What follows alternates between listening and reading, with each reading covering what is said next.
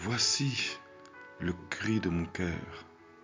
Lorsque l'homme s'attache à l'apparence, lorsque l'homme s'attachera à des dires, lorsque l'homme refuse le rassemblement, qu'il s'attache à des apparences trompeuses, il dit ne pas supporter l'injustice.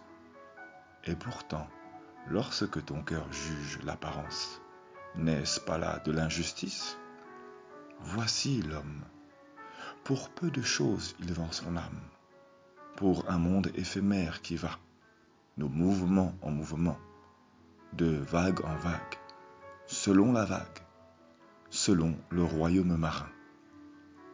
La séduction, l'image que l'on donne pour être accepté, à tout flot selon la vague, selon son royaume.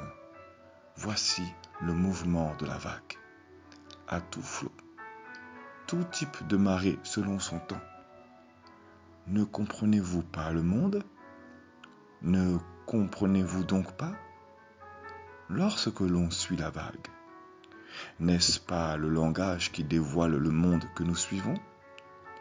Quel esprit nous anime? Certes, la parole est de l'eau qui jaillit.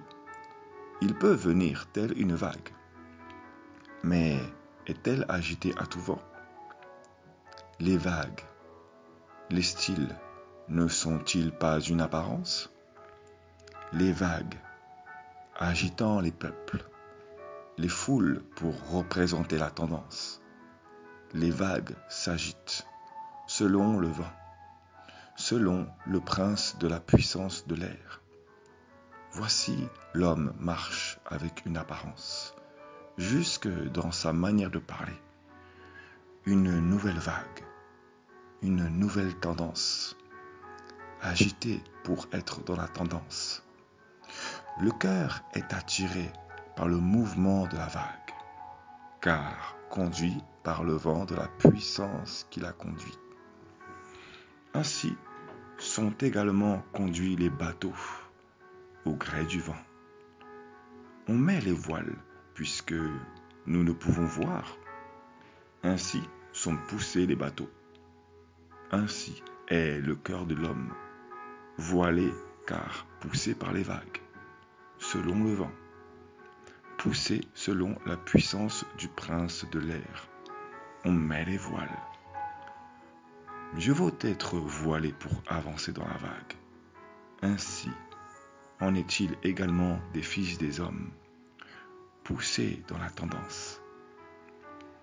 L'Esprit du Seigneur est un vent.